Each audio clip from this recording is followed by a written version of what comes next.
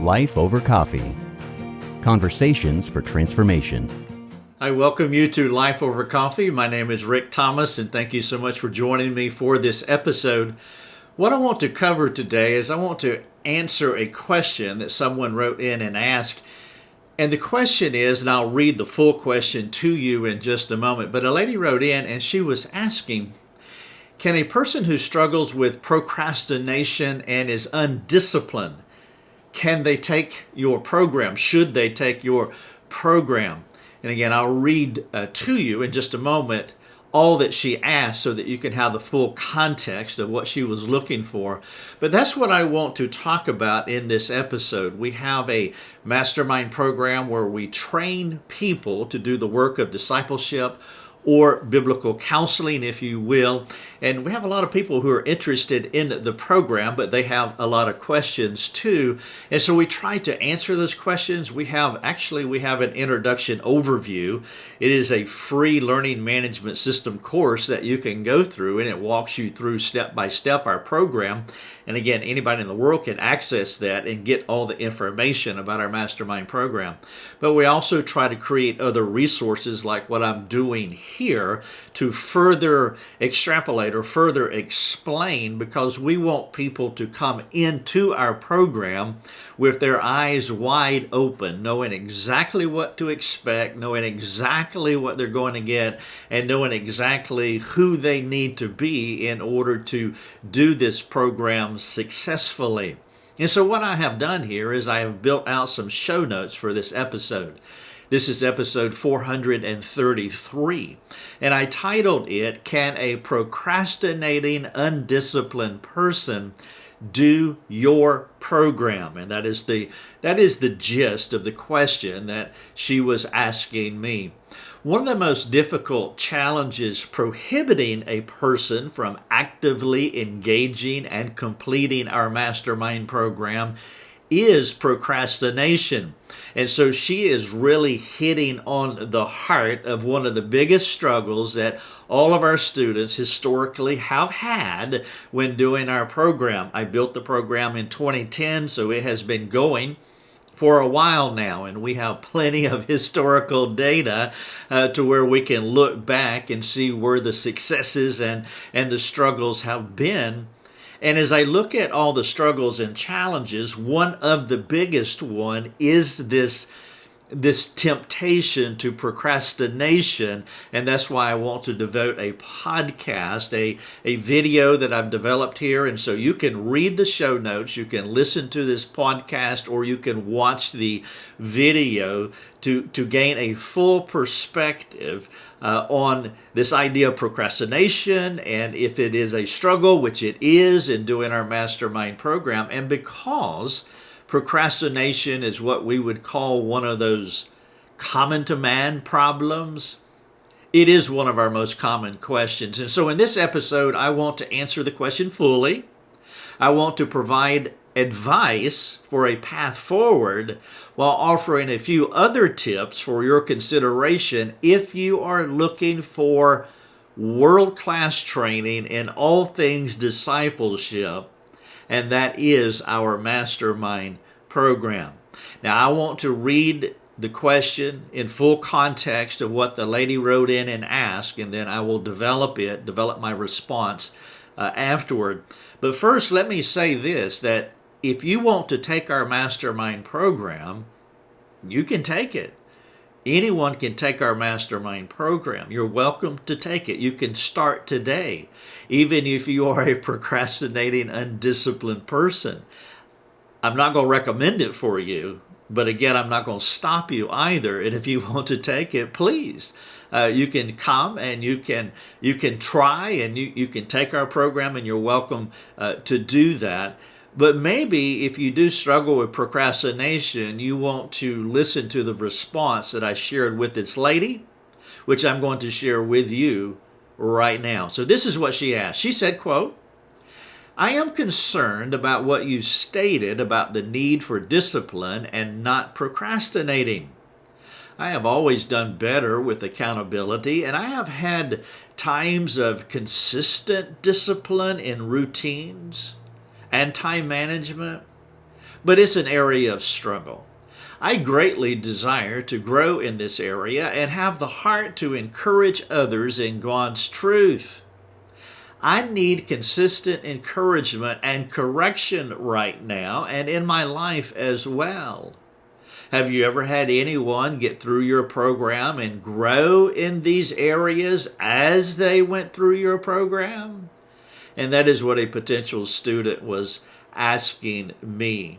And so the heart of the question is, I struggle from time to time with a lack of discipline and I tend to procrastinate, but I have a burden to want to learn how to do discipleship well. And I believe that your Mastermind program will help me to do that, but there is this built-in prohibitor, I think, that is in my soul, and that is the tendency to procrastination,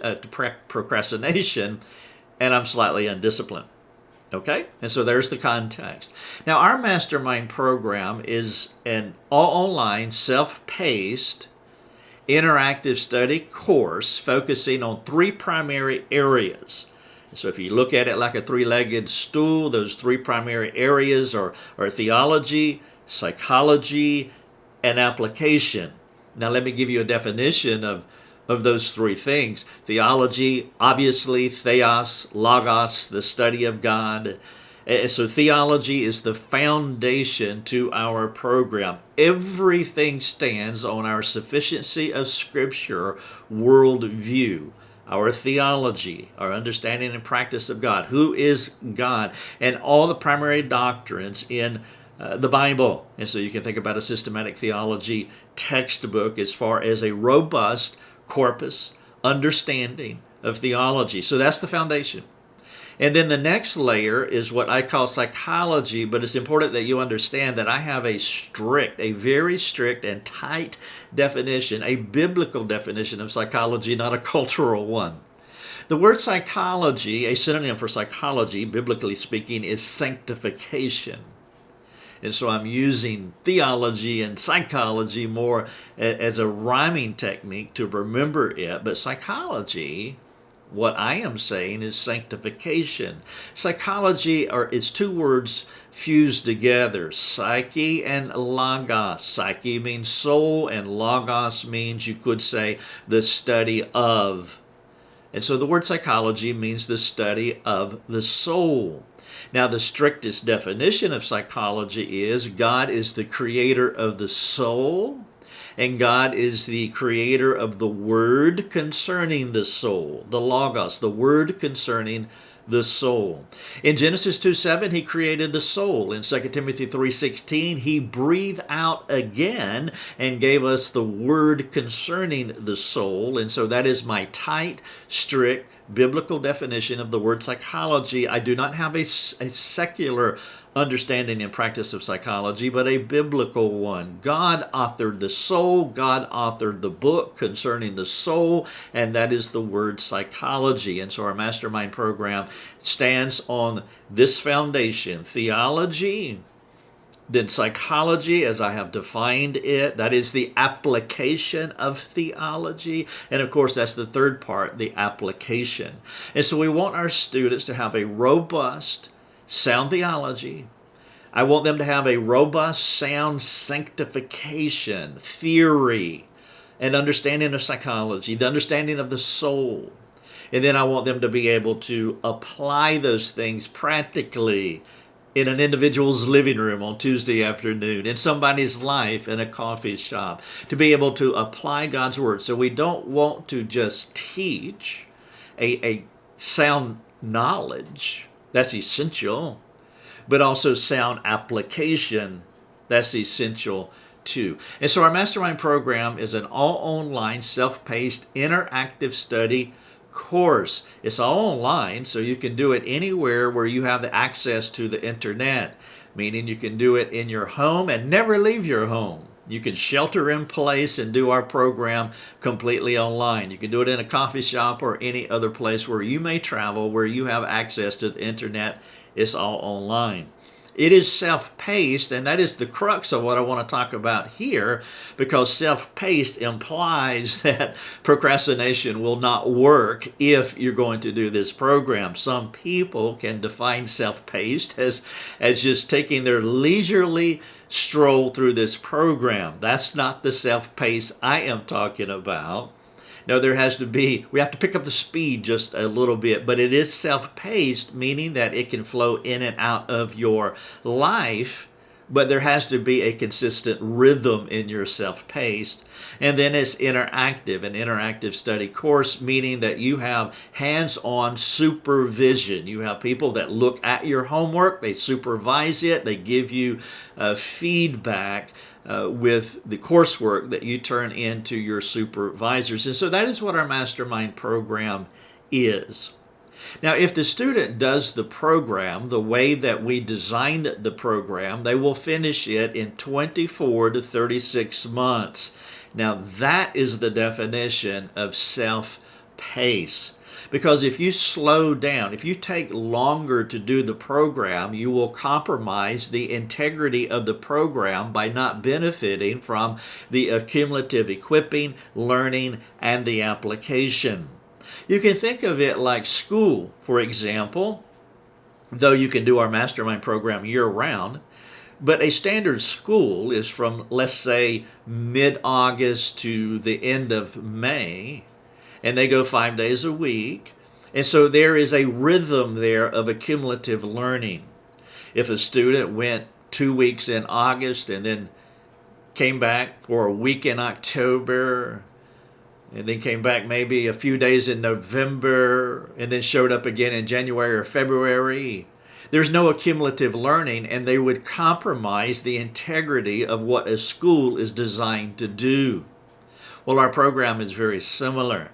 And that's what I mean by having a rhythm, by having steady, consistent beats that you work through, whatever they are. And so some people, self-paced always means consistent. It always means fitting within a 24 to 36 month framework. But it could be that you work on it every Monday. Some can work on it every day of the week. Some people will use the Mastermind program as their devotionals, and so they can do it 6 or 7 days a week. Some people will choose 2 or 3 days a week. And so self-paced means that every student will have a different process. But the similarity is that every student will have a rhythm so that they can benefit from the accumulative equipping, learning, and application. And if you can't do that, you will compromise the integrity of the program. Think about your child. Let's say you have a child who showed up for school once a week, once every 2 weeks, 2 weeks out of every month, a few weeks out of every quarter. They're not going to learn. They just can't learn because that's not how we learn. And so to answer the lady's question directly, you could possibly complete it by procrastinating, but not likely. And it also depends on what you mean by completing it. I mean, you could complete it in 10 years, yes. You can complete it in 6 years, 5 years, 4 years. But as I've been saying, if you extend self-paced beyond a 24 or 36 month window, then you will compromise the program by taking more time than what we expect. And you can finish, but you will lose the program's intention and you will lose the program's benefit. And so it is essential that you grasp what I'm saying here, so that again you can understand and think how that applies to you, and if it's a good fit for you to be part of our Mastermind program. The upside for online learning is the spontaneity, the flexibility, the adaptability of the program. But the Achilles heel, and maybe there's two heels here, the procrastination and lack of discipline, the very two things that this lady is asking about. That is the liability, and that's why to have the spontaneity, the flexibility of doing the program online and having it to weave in and out of your life, that is a huge, huge benefit. Because most people that take our program are over 30 years of age. And they can't uproot and go to some seminary or some college campus and just hunker down for 2 years and do an intensive program, because they are in life. They are in the stream of life, doing life, and they have bills to pay and they have obligations to meet. They have responsibilities. And so that is the beauty of our program, but the Achilles heel. If you're a person who tends to kick the can down the road because other things weave in and out of your life and you end up just doing the program sporadically, then the program is not good for you, because you will compromise the program. Now, she is asking also, well, if I struggle with procrastination and a lack of discipline, would the program help me to overcome those things as I am doing the program? Well, I do not recommend our program as part of a repentance process unless you're already making strides to change before you enroll. The program is the best fit for 4 types of people. Let me list those 4 types of people for you. 1, you must be a self-starter. 2, you must have discipline. 3, you must have excellent time management practices. And then number 4, you must be able to multitask. And so if these 4 things characterize you, self-starter, discipline, time management practices, and a multitasker, then you could be a very good fit for this program. Our program will not make you any of these things. And that's why I was saying earlier that you already have to have the presence of these things before you come into our program. You might not have perfected any of these 4 areas, self-starter, discipline, time management, multitasking. I'm not suggesting that you have perfected these qualities in your life, because I haven't either. But these 4 qualities must already be pre-existent. They must already be resident in you, because we can't create something out of nothing. And if you don't have the elements of these things in you, then we will not be able to help mature those things in you, because they don't exist already. And so that would be a good opportunity for you to self-assess. Maybe one of the ways that you can think about our program is that it is a leadership training program, not a program for folks who don't have the essential elements that a leader needs to lead others well. By analogy, maybe I could say it this way: it's the difference between a counselee and a counselor. A counselee will lack discipline, and a counselee will have a habit of procrastinating, and they will not be getting over a lack of discipline and a habit of procrastinating without intensive effort. That's a person who's not ready for our program. That's a person who needs to not be a counselee anymore, meaning that they're more in the realm of a counselor. A counselor, on the other hand, is a person who has victory over these things. Though they may have episodic moments of putting things off, though they may have episodic moments of not completing tasks promptly, you would characterize them as having victory over a lack of discipline and procrastination.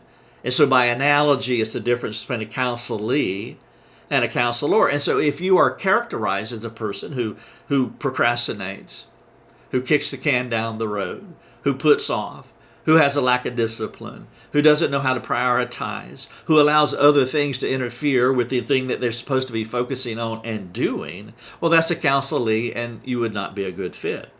But if you only have episodic moments like this, but you are generally characterized as a person who has discipline and you do not procrastinate, then you would be a good fit for our program. I cannot overstate that our program is for leaders. But when I say that, I am not saying people who have perfected the gift of leadership, but they have visually affirmed leadership gifting. And what I mean by visually affirmed leadership gifting is that other folks see the leadership gifting in this potential student, and these other people have already asked this person to assume leadership opportunities in their context. Usually is in the context of the local church. And so this program is for leaders, not the perfected gift of leadership, but they have the gift of leadership. They have the presence of it that has been visually affirmed by other people who know them well. Of course, you could be a good leader, but you might not have the proper gift mix for being an online student. Now, that's something to think about. You can say, well, I am a leader, and other people say that I am a leader. Okay. Well, leaders have different gift mixes, where one leader is good over here and another leader is good over there.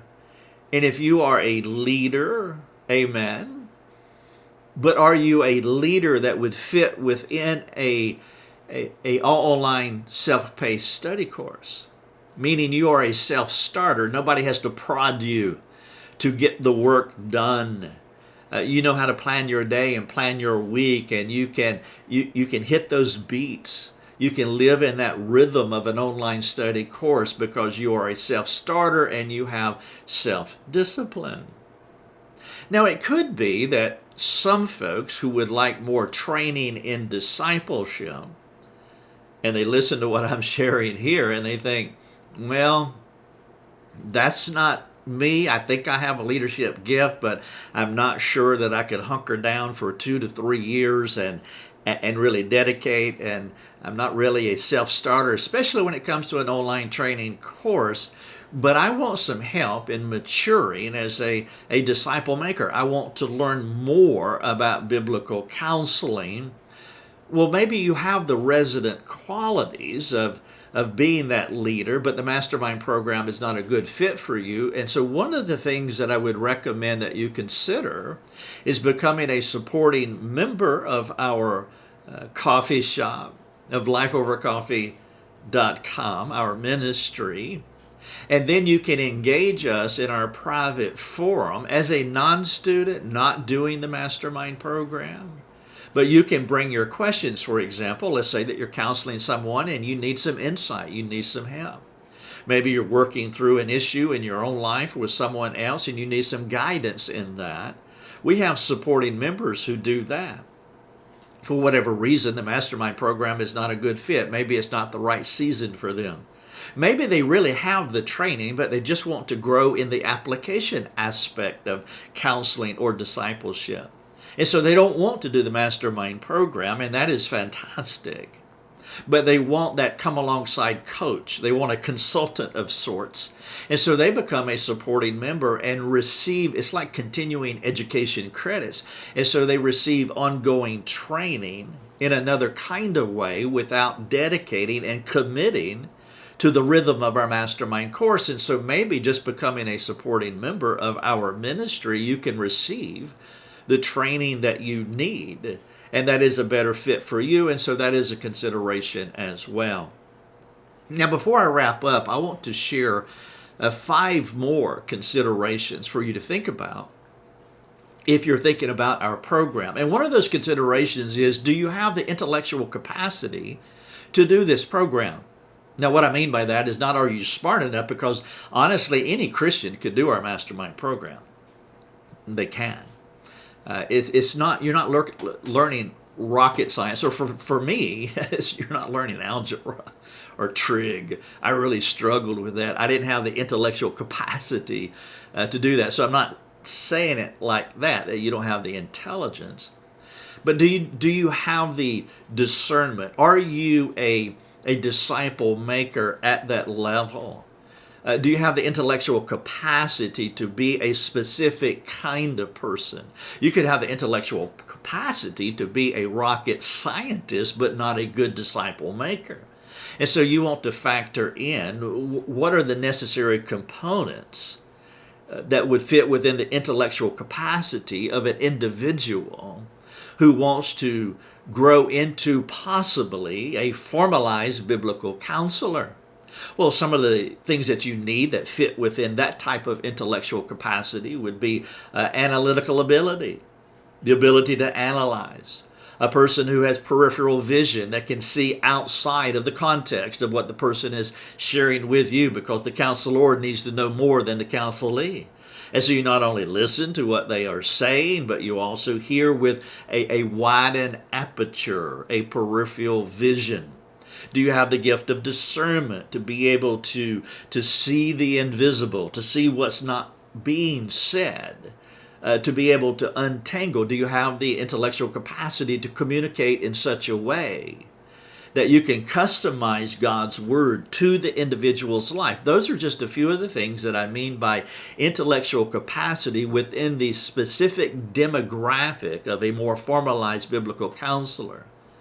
Maybe if you want to be a rocket scientist or a grandmaster in chess, you would need intellectual capacities that more fit into those areas, but there is a specificity when it comes to being a formalized biblical counselor or a more mature disciple maker. And so I'm asking, do you have the intellectual capacity to do this program? Not perfected, but the presence of that type, or those components, some of those components that I just outlined for you. Number two, do you have the time to dedicate daily and weekly to do the program? Whatever that self-paced is, whether it's once or twice a day, once or twice a week, or 3 times a week, 5, 7 times a week, whatever it is. You devote Thursday night that I am going to do the program, and this is what I'm going to do. And so you do have the time daily and weekly to do the program. And then, number 3, is this the right season to consistently devote 2 to 3 years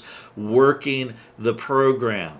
And so not only doing it in the micro, the daily and weekly, whatever that schedule is for you, but also the macro, the entire framework, which is 2 to 3 years. Is this the right season for you? Number 4, do you have the finances to pay for the program? It's not expensive, for sure.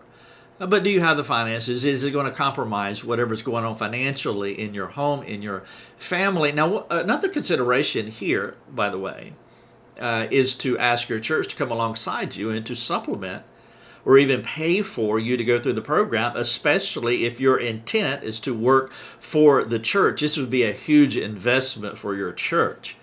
And that also may be one of the ways that you gain accountability to create that discipline and that self-paced need that you have to do the program within our expectations, the timeline of our expectations. Which leads to number 5. I would appeal to any student to find a fly on the wall. And what I mean by that is, see, this lady was asking, I need encouragement. And we want to encourage our students, but we can't encourage a student each day to do the work. But if you had a fly on the wall, if you had someone in your life on site in the milieu where you live, willing to hold you accountable, that would be an excellent, excellent means of grace for you. And so I'm answering the question that a lady sent in. She said, basically, the gist of, can a procrastinating, undisciplined person do your Mastermind program? This is episode 433, and you can read everything that I've just shared with you if you wish by going to episode 433. I want to finish with a few call to action questions that I would love for you to consider. One is, are you overcritical of yourself? When in actuality, you should be a student. Are you holding yourself back because of an inaccurate view of yourself? Some people can struggle with fear, too much worry, too much anxiety, maybe guilt, self-imposed guilt that's not from God, but they impose it on themselves. And they become overly critical of themselves when in actuality, they would be an excellent fit to do our Mastermind program. I don't know you, so I'm asking the question, are you overcritical of yourself when in actuality, you should be a student in our program? And now the opposite question, number 2. Do you have a high view of yourself, not able to see that you're not as capable as you think you are? Now, I know all of us have an overinflated view of ourselves in some ways. Some of us even more than others. We'll not call names here. But we can be a person who doesn't have a sober self-assessment of who we are. I used to be like that as far as the way that I communicated. But if you do podcasting as I have for many years now, well over 1,000 podcasts, and you listen to yourself on audio as much as I have, that overly inflated view of yourself becomes deflated, as I don't like to hear myself talk. It's one of the tensions. It's an opportunity for humility for me. But you can have a high view of yourself until you hear yourself talk, and then you realize that maybe I have an overinflated view of myself. And so I'm asking the question, do you have a high view of yourself that you're not able to see, that you're not as capable as you think you are? And so on one hand, you can be overly critical when you should take the program, and then on the other hand, maybe you have an overinflated view of yourself. I can't answer those questions for you. That's where you would need to have someone else helping you to think through where you stand on the two questions that I just asked. Number 3, how does someone else assess you? And this is really what you want to ask. How does someone else assess you? How do they know you? Who can see your true abilities more clearly and competently than maybe you can? Would they recommend you for our program after reviewing what I have shared here? Maybe one of the ways that they could answer that question is that, do they see the potential where they would put you in a place of leadership in the area of discipleship, let's say in the local church? Can they see that already in you? Would they recommend you for our program? If you're really serious about our program, then I would encourage you to have that conversation with someone to gain that outside input, because again, it's really easy for us not to see ourselves the way that we should. Number 4, to do this program well, it must be the right fit, meaning that you do have the gift of discipleship, as I was talking about earlier, under intellectual capacity. So to do this program well, it has to be the right fit. You're not being trained to do rocket scientist or to be a grandmaster chess player. You're being trained to do discipleship. And so you do have that gift mix. You have the presence, though not perfected, gift of discipleship. To do this program well, it must be the right fit, and it must be the right person, meaning that you're already a plug-and-play leader. You have the presence of leadership, and you can roll right into leadership at some level, even at an early stage level. And so you have the discipleship gifting, the presence of. You're already a plug-and-play leader. We can see that yes, we can plug you into a leadership opportunity. And then number 3 is the right season. You have the time to do it. If you believe God has called you to take this program based on substantial data gathering and external confirmation, we would love for you to start right now. Start today.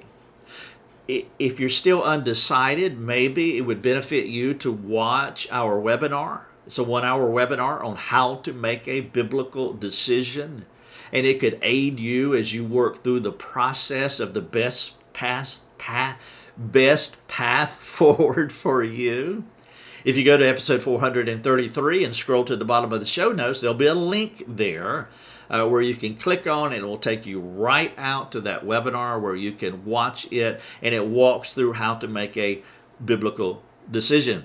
If you're ready to go, then here's the process. You must become a supporting member, and that's $10 a month. It's very minimal, or more than that. The more the merrier. That would be fantastic, but minimally $10 a month. And the reason for that is so that you can benefit from our private community. As I said earlier, that our Mastermind program is an interactive program where we engage you, and we do that on our private forums. And so you have to have access to our private forums. And so for a minimal fee, you can become a supporting member. And then after that, you can purchase Mastermind Prerequisite 1.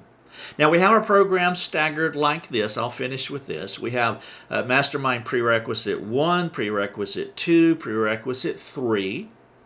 And then there are 5 semesters after that. And the reason we have these small prerequisite courses at the beginning is so that you can sample the Mastermind course and know what you are getting into without a fuller commitment. So it is a way of doing the program and testing the program at the same time before you make a full commitment. So it's an incremental engagement. Now, there's more information on our website about the Mastermind program. It's also linked here in episode 433. I will not unpack that information here because what I really wanted to cover, and I trust that I've covered it thoroughly, helpfully.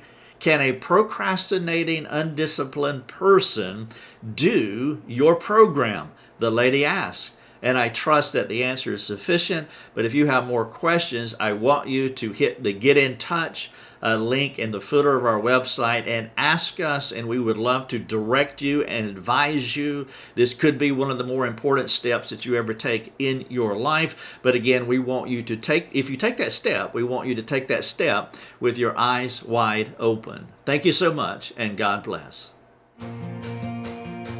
Thanks for joining us. Learn more and get access to other resources at lifeovercoffee.com.